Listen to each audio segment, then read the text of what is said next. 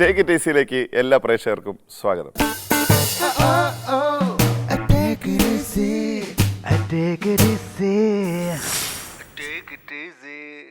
ഒരു സുഹൃത്തിനെ സഹായിക്കാൻ പോയിട്ട് രക്ഷപ്പെടാനാവാത്ത ഒരു കുരുക്കിൽ പെട്ടുപോയ ഒരാളുടെ കഥയാണ് ഇന്നത്തെ ടേക്ക് ഇറ്റ് ഈസിയിൽ. എന്നറിയോ? പിന്നെ ഞാൻ അറിയത്തില്ല, എന്നെ ഭീഷണിപ്പെടുത്തിയിട്ടുള്ള ആളല്ലേ. ഒരു മാനസിക രോഗിയെ ആശുപത്രിയിൽ എത്തിക്കാൻ സഹായിക്കാനുള്ള മനസ്സ്. കുത്തി കളിക്കാന്ന്. പക്ഷേ രോഗിയുടെ കയ്യിൽ അകപ്പെട്ടപ്പോൾ ഒരാളുടെ മനസ്സിനെ മറിച്ചിട്ട മാനസിക കഥ.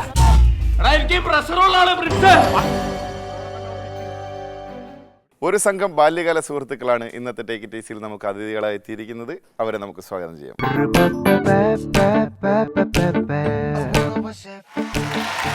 ആദ്യം ഒരു പരിചയപ്പെടല. എൻ്റെ പേര് രാജു, കാഞ്ഞൂര് സ്ഥലം. കാഞ്ഞൂർ എവിടെയാണ്?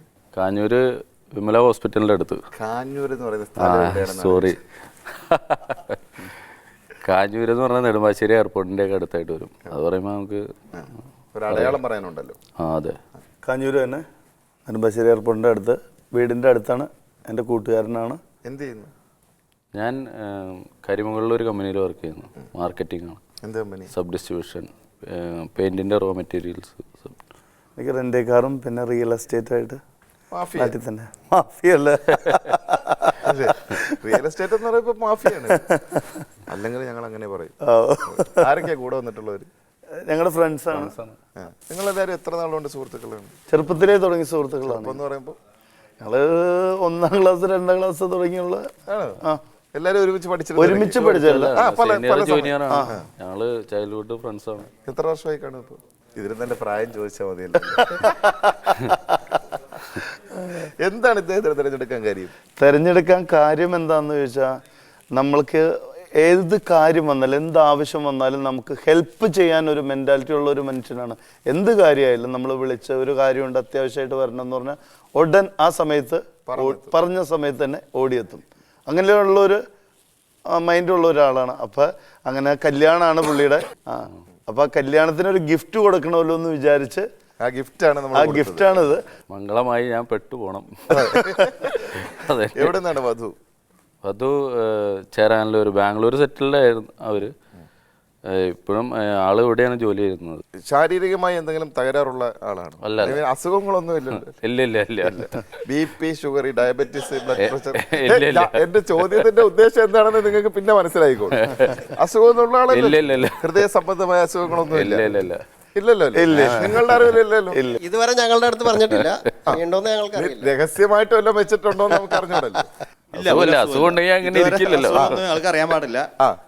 പനി പോലും വന്ന ആശുപത്രി ഇപ്പോൾ നിങ്ങൾ കണ്ടിട്ടില്ലല്ലോ? കണ്ടിട്ടില്ല. പനി വന്ന ആയുർവേദമായിരിക്കും. എങ്ങനെ അവിടെ എത്തിച്ചു? എൻ്റെ ഒരു ചേട്ടൻ സൗദിയിലാണ് വർക്ക് ചെയ്യുന്നത്. ചേട്ടൻ്റെ കൂട്ടുകാരൻ്റെ അനിയനെ ചെറിയ മാനസിക പ്രശ്നമായിട്ട് ഒന്ന് ഡോക്ടറെ കാണിക്കണം. അപ്പോൾ അയാൾ ചെറിയ പ്രശ്നക്കാരനാണ്. അയാളെ കൺവിൻസ് ചെയ്ത് ആസ്പത്രിയിലോ അല്ലെങ്കിൽ ഡോക്ടറെ അടുത്ത് എത്തിക്കണം എന്നുള്ള രീതിയിൽ ഞാൻ ആഴ്ചകൾ മുൻപേ പറഞ്ഞ് ഇൻട്രഡക്ഷൻ കൊടുത്ത് വെച്ചിരുന്നതാണ്. എഴുതായിരുന്നു. അപ്പം അങ്ങനെ പുള്ളി നമ്മുടെ കൂടെ വന്നു. അങ്ങനെ വന്ന് അവിടെ നിന്ന് എനിക്ക് ബിഷപ്പ് ഹൗസ് വരെ പോകണമെന്ന് പറഞ്ഞാൽ അവിടെ നിന്ന് ഞാൻ എസ്കേപ്പ് ആയിട്ടാണ് അവിടെ വന്ന് സെറ്റിൽ വന്ന് അവിടെ കാര്യങ്ങളൊക്കെ ചെയ്തത്. പിന്നെ ഇങ്ങനെ അവർ വിളിക്കുന്നുണ്ട്, ഡോക്ടർ എത്തിയിട്ടുണ്ട് വീട്ടിൽ, ഡോക്ടറെ കാണാൻ സമയമായി എന്ന് പറഞ്ഞു. അവർ വിളിക്കുന്നുണ്ട്, നമുക്ക് പോകാമെന്ന് പറഞ്ഞാണ് അങ്ങോട്ട് കൊണ്ടുവരുന്നത്. അവിടെ വന്നിട്ട് അവിടെ എന്തൊക്കെ സംഭവിച്ചു എന്നുള്ളത് നിങ്ങൾ ആരും കണ്ടിട്ടില്ലല്ലോ? ഇല്ല. നമുക്കൊന്ന് കാണാം. ഓക്കെ.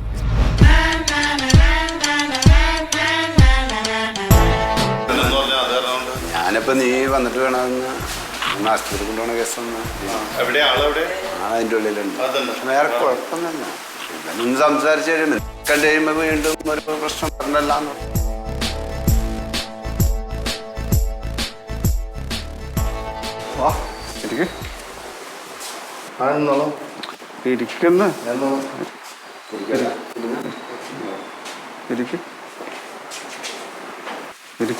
എന്തൊക്കെയുണ്ട് ശേഷം? എന്താ പേര് ചെയ്യണ്ടേ? അത് ശരി, എന്റെ പേര് മറന്നുപോയാ? നിങ്ങള് വിക്ഷേപണമൊക്കെ എവിടെ വരെയൊക്കെ ആദ്യം ഇരുന്നിട്ട് വർത്തനം. പേര്? എന്റെ പേര് ഗോവിന്ദൻകുട്ടി. പിന്നെ തടിയ ഭയങ്കര തടിയനായപ്പോ മസിലൊക്കെ. പിന്നെ ഇതൊക്കെ ഉണ്ട് വിശേഷം. നല്ല വിശേഷം. അതെ, അറിയോ? അറിയോ? എന്തറിയോ? എന്നെ അറിയോ? പിന്നെ ഞാൻ അറിയത്തില്ല, എന്നെ ഭീഷണിപ്പെടുത്തിയിട്ടുള്ള ആളല്ലേ. മസിലൊക്കെ കാണിച്ചിട്ട് ഞാനാ പറഞ്ഞു പോയി. ഞാൻ ചേട്ടനെ ഭീഷണിപ്പെടുത്തിയില്ലല്ലോ. ഓർക്കുന്നില്ലേ അവിടെ നമ്മുടെ പൂനെയിൽ വെച്ച്? ആ, പൂനെയിൽ വെച്ചല്ലേ. റോക്കറ്റ് വിക്ഷേപണത്തിന്റെ കേന്ദ്രത്തിൽ വെടിവെപ്പ് ഉണ്ടായത് ഓർക്കുന്നുണ്ട് ഇല്ലേ? അയ്യോ, നിങ്ങൾ ആരാണ് നിങ്ങളുടെ കൂട്ടത്തിൽ കൊണ്ടുവരുന്ന ആൾക്കാരൊക്കെയാണ് ഇത്. ചേട്ടാ അവനറിയോ? അവനറിയോ? എനിക്കറിയാം കേട്ടാ. നീ കൂടുതൽ കളിക്കണ്ട, നീ പോ, വെളിയിൽ പോ. നീ വെളിയിൽ പോ, അയാളവിടെ ഇരിക്കട്ടെ. നിങ്ങൾ വെളിയിൽ പോ. എന്തിനാട്ടാ? നിങ്ങൾ വെളിയിൽ പോ. എന്റെ സ്വഭാവം മാറ്റത് കേട്ടാ, ഞാൻ പറഞ്ഞേക്കാം. നിങ്ങൾ പോ, വെളിയിൽ പോ. നിങ്ങളിങ്ങോട്ടോ വീട്ടില്. നിങ്ങൾ വീട്ടിരുന്നോ? ഇരിക്കുന്നേ. നമ്മളൊന്നും ചെയ്യാനൊന്നല്ല. നമ്മളൊന്ന് ഞാൻ ചേട്ടനെ കാണാൻ വേണ്ടി വന്ന. എന്നോട് ചേട്ടൻ വിളിച്ചു പറഞ്ഞു, ചേട്ടനെ കാണാൻ പറഞ്ഞു, ഇവിടെ ഒന്ന് കാണണം എന്ന് പറഞ്ഞ. എന്നോട് കാണാൻ പറഞ്ഞാണ്. നമ്മള് ചേട്ടനെ പിണങ്ങാനൊന്നും വന്നല്ല. നിങ്ങളെ പറയാ എന്താ പേര്? രാജു എന്നാണ് പേര്. എന്നിട്ട് അങ്ങനെയല്ല പറഞ്ഞത് അവര്. അവര് പറഞ്ഞ അങ്ങനെയല്ല. എന്നിട്ട് വേറെന്താ പേരാ പറഞ്ഞത്? എന്ത് ചെയ്യുന്നു? ആ, എന്താ പരിപാടി? പെയിന്റ് എന്ന് പറഞ്ഞു കഴിഞ്ഞാ നിറലാക്ക്. ആ, അത് ശരി.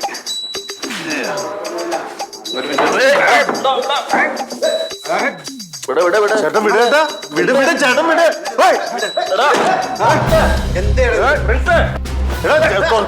തുറക്കാൻ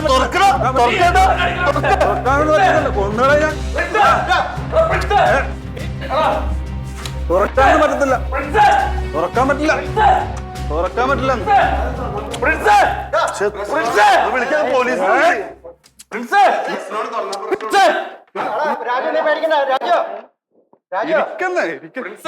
ഇരിക്കുന്ന നമുക്ക് കാര്യം പറയാം. പെയിന്റിന്റെ കാര്യം പറഞ്ഞു, പെയിന്റിന്റെ കാര്യം പറഞ്ഞു.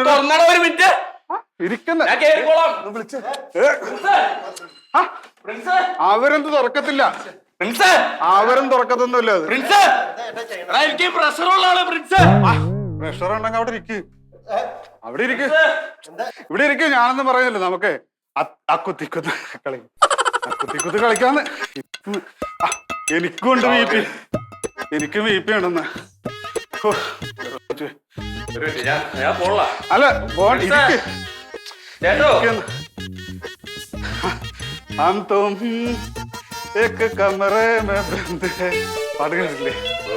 എനിക്ക് അസുഖമൊന്നുമില്ലെന്ന്. ഈ പറയുന്ന പോലെ ഒരു അസുഖമൊന്നും ഇല്ല. ഇരിക്കുന്ന എല്ലാരും ഒക്കെ പറഞ്ഞിരിക്കും പ്രാർത്ഥില്ലെന്നേ. ചുമ്മാ പറയുന്നത്, വെറുതെ പറയുന്നതാണ്. അവന്മാര് ഡോക്ടർമാരും ഇരിക്കുന്ന. നമുക്ക് ആ കുത്തിക്കുത്ത കളിക്കാം. വെള്ളമൊക്കെ തരാതെ അവര് തരും. നമ്മുടെ ഫ്രിഡ്ജ് ഉണ്ട്. ഒരു ഗ്ലാസ് വെള്ളം തരുമോ? അവര് അവിടെ ഇരിക്കട്ടെന്ന്. പ്രിൻസ് ഒക്കെ വരുമോ? ഒരു ഗ്ലാസ് വെള്ളം തരുമോ? ആരാ പ്രിൻസ്? ആരാ? എന്നിട്ട് എന്നോട് പരിചയപ്പെടുത്തിയില്ലല്ലോ. ഇരിക്കും, ഞാൻ വെള്ളം കുടിപ്പിക്കാം. വെള്ളം കുടിപ്പിച്ചിട്ട് വിടത്തോളാം. ഒരു മിനിറ്റ് ഞാൻ അവരവന് തുറക്കത്തില്ല, അവര് തുറക്കത്തില്ല. തുറക്കിയല്ലെന്ന് അവര്. അവിടെ ഇരിക്കും. ആ വെള്ളം പ്ലീസ്, ഞാൻ പോളാ. അവിടെ ഇരിക്ക്. ഒരു മിനിറ്റ്, എനിക്ക് വെള്ളം കുടിച്ചാൽ മതി.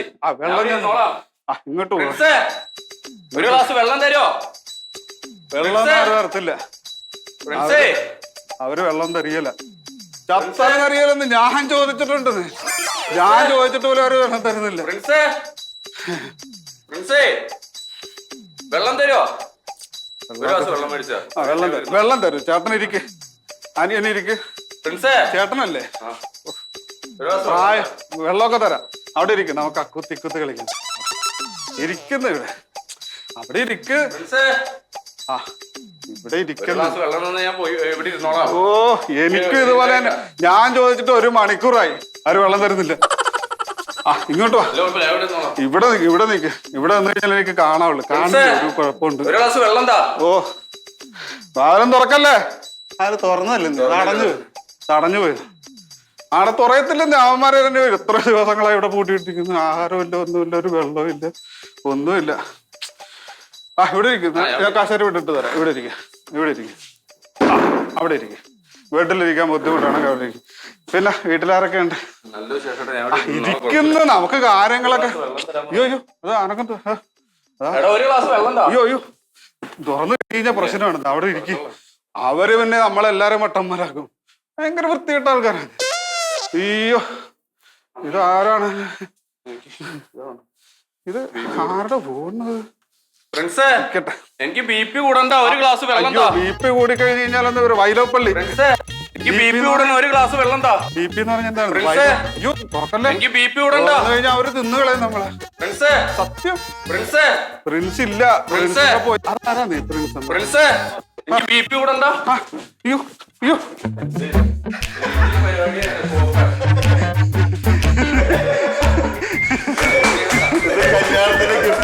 കല്യാണത്തിന് ഗിഫ്റ്റ്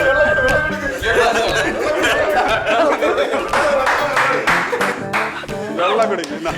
വെള്ളം എന്താ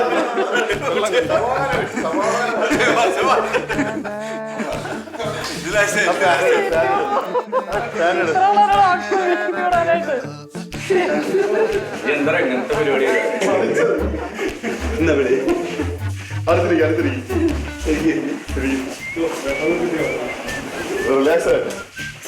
ടെൻഷനായി പോയി.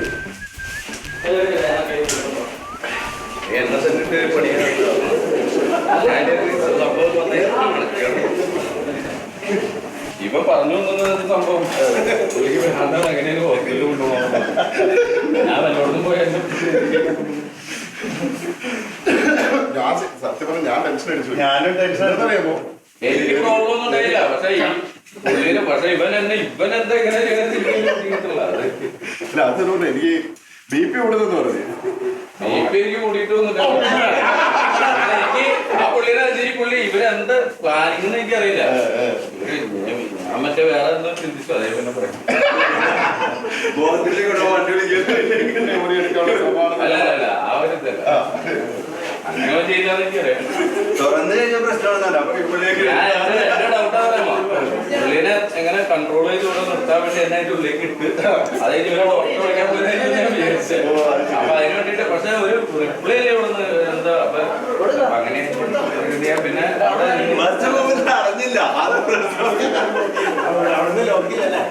പിന്നെ ഒരു സുഖമില്ലാത്ത മനുഷ്യനെ ആശുപത്രി കൊണ്ടുപോകാൻ സഹായിക്കുന്ന ഒരു കുറ്റമാണ്.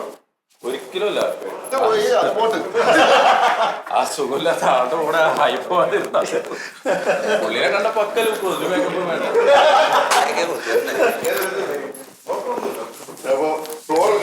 ഓക്കെ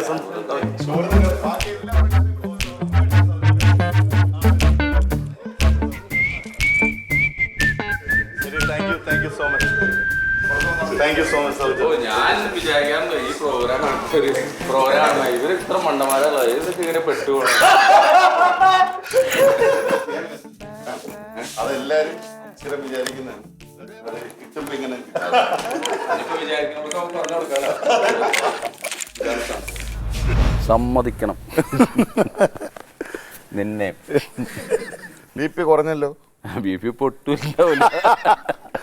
BP ഇല്ല. കല്യാണം കഴിയുമ്പോ ചിലപ്പോ BP വരും. ഭാര്യയെ പേടി അതുണ്ടാവൂല. ഇത് ഒട്ടുമിക്ക ആൾക്കാരും പറയണമെന്ന് പറയണ്ടോ?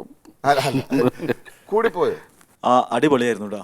അവിടെ കിടന്നുള്ള ഈ എനിക്ക് BP കൂടുന്നെന്ന് കേട്ടപ്പോഴത്തേക്കും ഞാൻ വേറൊരു സ്ഥലത്ത് നിൽക്കരുത്. ഞാൻ ഓടി വന്ന് ഈ പരിപാടി അവതരിപ്പിച്ച് രാജു അങ്ങനെ പെട്ടെന്ന് ഹാർട്ട് അറ്റാക്ക് ചത്തുപോയത്.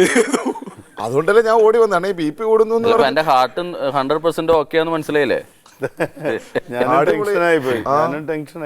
അടിപൊളിയായിട്ട് നല്ല ഹെൽത്തി ആയിട്ടുള്ള ആള്.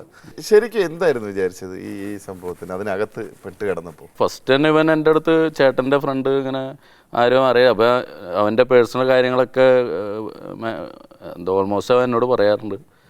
അപ്പം ഇങ്ങനെ ഒരു സംഭവം ഉണ്ട്, വേറെ ആരും അറിയിക്കരുതെന്ന് പറയണം. അപ്പോൾ ശരി അതുകൊണ്ടായിരിക്കും. അപ്പോൾ ഞാൻ ഇത്തിരി തിരക്കിലായിരുന്നു. അപ്പോൾ അവൻ ഇങ്ങനെ ചൊവ്വാഴ്ച നീ ഒന്ന് ഫ്രീ ആവണം രാവിലെ. അപ്പം അവൻ രാവിലെ പറ്റില്ല. അപ്പോൾ പറഞ്ഞു ഉച്ച കഴിഞ്ഞിട്ട് പോയാൽ മതി എന്നൊക്കെ പറഞ്ഞ് ഇങ്ങനെ അപ്പോൾ ശരി വരാമെന്ന് പറഞ്ഞാൽ അങ്ങനെ പ്ലാൻ ചെയ്താണല്ലോ കൊണ്ടുവന്നത്. പിന്നെ അവിടെ ഇവൻ കുറച്ച് നേരത്തെ പറഞ്ഞ പോലെ ബിഷപ്പ് ഹൗസ് അങ്ങനെ കുറേ അതിൻ്റെ ഇടയിൽ സ്റ്റോറിയൊക്കെ ഉണ്ടാക്കിയ നിങ്ങളുടെ സ്റ്റോറിയാണോ സ്ക്രിപ്റ്റാണോ എങ്ങനെ അതൊക്കെ എന്തായാലും കുഴപ്പമില്ല.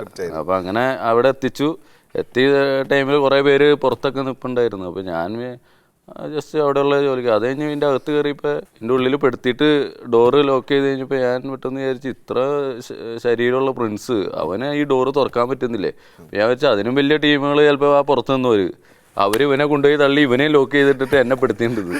അങ്ങനെ ഞാൻ വിചാരിച്ച ഞാൻ ഒന്നും മിണ്ടാൻ പറ്റുന്നുണ്ടായില്ല. പിന്നെ ചിന്തിച്ച് പിന്നെ ഞാൻ പിന്നെ കുറേ ഡ്രാമയൊക്കെ പ്രഷർ കൂടണ് വേഗം തുറക്ക് പ്രശ്നമാണെന്നൊക്കെ അങ്ങനെ കുറേ പറഞ്ഞിട്ട് ആരും ഒരു റിപ്ലൈ ഇല്ല. അപ്പോൾ എൻ്റെ പ്രിൻസ് ഇവിടെ ഇല്ല. പ്രിൻസിനെ അവർ എന്തായാലും പുറത്താക്കി. പിന്നെ ഞാൻ കുറച്ച് നേരം അവിടെ ഇങ്ങനെ ഇതിൽ അകത്തിങ്ങനെ നടന്നത്. പിന്നെ ഇയാളുടെ അഭിനയം മൊത്തം ഭ്രാന്തൻ്റെ സ്റ്റൈല്. നമുക്ക് മറ്റേ കുത്തി ആന വരമ്പത്ത് കളിക്കാന്നൊക്കെ പറഞ്ഞിട്ട് കയ്യിലടിക്കുക. ഒന്നും പറയണ്ട. ഞാൻ ദിവസങ്ങളായിട്ട് വെള്ളം കുടിക്കാണ്ട് കയ്യിൽ നിൽക്കുക. പിന്നെ നീ വെള്ളം ചോദിച്ചാൽ തന്നെ ആ ഡയലോഗൊക്കെ നമ്മൾ ശരിക്കും ഇതായിപ്പ്. പിന്നെ തുറന്ന് ഒരു ചെറിയ ടെൻഷൻ ഉണ്ടായിരുന്നു. പിന്നെ ഞാൻ എൻ്റെ ഒരു ഇതെന്ന് പറഞ്ഞു കഴിഞ്ഞാൽ പ്രിൻസ് ഒരിക്കലും ചെയ്യില്ല എന്നെ അങ്ങനെ റൂമിൽ പൂട്ടിയിട്ടിട്ട് അവൻ ഇത്. അപ്പം ഞാൻ വിചാരിച്ച് ഇത് എനിക്ക് ഒരിക്കലും അറിയില്ല ടേക്ക് ഇറ്റ് ഈസി അങ്ങനെ പരിപാടി അങ്ങനെയാണെന്ന് തോന്നും. പക്ഷേ അപ്പം എൻ്റെ വിചാരം അവന് മിണ്ടാൻ പറ്റാത്ത അവസരം അതേ സ്പീഡിൽ അവനെ പുറത്താക്കിയോ എന്നുള്ളൊരു ചിന്തയായിരുന്നു. എന്ത് പറ്റിയെന്നല്ല ഇവന് പറ്റാൻ പോലല്ലോ എന്തായിരിക്കും അങ്ങനെയൊക്കെ ചിന്തിച്ചു പോയി. എങ്ങനെ ഹാൻഡിൽ ചെയ്യുമായിരുന്നു ഈ ഒരു ഇഷ്യൂ റിയൽ ആയിരുന്നെങ്കിൽ? ഹാൻഡിൽ ചെയ്യാനൊന്നുമില്ല. അവിടെ കുറേ നേരം നിൽക്കും. ഒരു അവസരം കിട്ടുമ്പോ പിന്നെ അതല്ല നമ്മളെവിടെ പെട്ടാലും ദൈവം ഏതെങ്കിലുമൊക്കെ ഒരു അവസരം തരും. വിട്ടു അതോടുകൂടി ക്ലിയർ ദൈവം എത്തിയില്ല. ഒരു കല്യാണത്തിന് കൊടുത്ത ഒരു ഗിഫ്റ്റ് ആയിട്ട് കൂട്ടുക എല്ലാരും ഒരുമിച്ച് ഇതുപോലെ വന്നിരിക്കാൻ ഒരു അവസരവും കൂടി ആയില്ലേ? ഒരു സന്തോഷം. തീർച്ചയായിട്ടും ഇത് കണ്ടപ്പോ അന്നുണ്ടായിരുന്ന ടെൻഷനൊക്കെ മാറിയല്ലോ. അത് മാറി. ഇപ്പൊ സ്വന്തമായിട്ട് തന്നെ ചിരിച്ചില്ലേ? ഇപ്പൊ എനിക്ക് എന്തോ ഒരു സെൽഫ് കോൺഫിഡൻസ് സിനിമയിൽ അഭിനയിക്കാൻ പറ്റുമോ. അത് അഭിനയം അല്ലായിരുന്നു, അതാണ് യഥാർത്ഥ ജീവിതം. ഇദ്ദേഹം ആള് എങ്ങനെയാണ്? പൊതുവേ എല്ലാവർക്കും ഒരു ഹെൽപ്പിംഗ് മെന്റാലിറ്റി ഉള്ള ഒരു മനുഷ്യനാണ്. അതുകൊണ്ട് തന്നെയാണ് ഇങ്ങനെ ഒരു സംഭവത്തിന് പ്രിൻസ് ഇവനെ തന്നെ തെരഞ്ഞെടുത്ത്. അപ്പൊ അത് നിർത്തിക്കാനുള്ള ശ്രമമാണോ? അല്ല, നിർത്തിക്കാനല്ല. ഇത് ഇനിയിപ്പോൾ ഇവനിൽ അത് ജന്മനാളുള്ള ഒരു സംഭവമാണല്ലോ. അപ്പോൾ ഇനി അത് കൂടുതലേ ഇരിക്കുള്ളൂ. ഇനിയിപ്പോൾ ഇങ്ങനെ ഇതല്ല ഇതിൻ്റെ അപ്പുറം ഉണ്ടായാൽ പോലും ഇതിനോട് കൂടുതൽ ഇത് ചെയ്യുള്ളൂ. അല്ലാതെ ഇതിൽ നിന്ന് പിന്മാറില്ല എന്നാണ് ഞങ്ങളുടെ വിശ്വാസം. ഈ ഭ്രാന്തൻ ഇടയ്ക്ക് എവിടെയെങ്കിലും വെച്ച് ആക്രമിക്കുമെന്ന് തോന്നുന്നു? ആക്രമിക്കുമെന്ന് അങ്ങനെ തോന്നി. കാര്യം എന്നെക്കാൾ സൈസുണ്ട് ആളെ കണ്ടു കഴിഞ്ഞാൽ എനിക്ക് വീഴ്ത്താൻ പറ്റില്ല എന്ന് എനിക്ക് ഉറപ്പായി. എന്താ വെച്ചാൽ ഞാനൊരു ബലപ്രയോഗം നടത്താൻ ശ്രമിക്കാമെന്ന് ഞാൻ അങ്ങനെ വിചാരിച്ച്. അപ്പോൾ നോക്കിയപ്പോൾ ആൾ എന്നെക്കാളും സൈസാണ്. പിന്നെ പിന്നെ ഈ ഭ്രാന്തന്മാരുടെ ഒരു സ്വഭാവം ഉണ്ടല്ലോ, എന്തെങ്കിലും കൈ കിട്ടിക്കഴിഞ്ഞാൽ അതെടുത്ത് പ്രയോഗിക്കുമെന്നുള്ളത്. ഒന്ന് ചുറ്റിനും നോക്കി. അപ്പോൾ നോക്കുമ്പോൾ ഒരു ഷെൽഫിൻ്റെ മുകളിലൊരു സ്പ്രേ ബോട്ടിൽ മാത്രമേ ഉള്ളൂ, വേറെ ഒന്നും അവിടെ ആയുധമായിട്ട് തോന്നിയില്ല. പിന്നെ ബെഡിൽ പുള്ളിയുടെ മൊബൈലും കിടപ്പുണ്ട്. അപ്പോൾ ഞാൻ ഈ ഭ്രാന്തനും സ്മാർട്ട് ഫോൺ ഇതൊക്കെ എങ്ങനെ ഈ ഇത് അപ്പോൾ ചിലപ്പോൾ പെട്ടെന്ന് അങ്ങനെ ആയതായിരിക്കും എന്നൊക്കെ വിചാരിച്ചു. അങ്ങനെ ഇനിയിപ്പോൾ അതന്നെ വാട്സപ്പും ഇതൊക്കെ ഉപയോഗിച്ച് ചെയ്ത് ഭ്രാന്തനായ എല്ലാം പെട്ടെന്നുള്ള ചിന്തകളല്ല. അങ്ങനെ എന്തായാലും നല്ലൊരു എക്സ്പീരിയൻസ് ആയിരുന്നു. എന്തായാലും ഇതിൻ്റെ പേരിൽ ഇങ്ങനെയുള്ള സഹായ മനസ്ഥിതി ഒന്ന് മാറ്റിവെക്കേണ്ട. ഇനിയും കൂടുതൽ ആളുകളെ നിങ്ങളുടെ സുഹൃത്തുക്കൾക്ക് വേണ്ടിയൊക്കെ ഒരുപാട് സഹായങ്ങൾ ചെയ്യാൻ ഇടവരട്ടെ എന്ന് ടേക്ക് ഇറ്റ് ഈസിയുടെ പേരിൽ ആശംസിക്കുന്നു. അതുപോലെ ഈ ബാല്യകാല സുഹൃത്ത് സംഘം ഇതുപോലെ തന്നെ എക്കാലവും തുടർന്നു പോകട്ടെ എന്ന് ആശംസിക്കുന്നു. Thank you very much. Take it ഈസിയുടെ വക ഒരു ചെറിയ ഉപഹാരം. ഇതുപോലെ നിങ്ങളുടെ ഒരു സുഹൃത്തിനോ കുടുംബാംഗത്തിനോ ഒരു സർപ്രൈസ് കൊടുക്കണമെന്നുണ്ടെങ്കിൽ ഞങ്ങളെ എഴുതി അറിയിക്കുക. ഞങ്ങളെ അറിയിക്കേണ്ട വിലാസം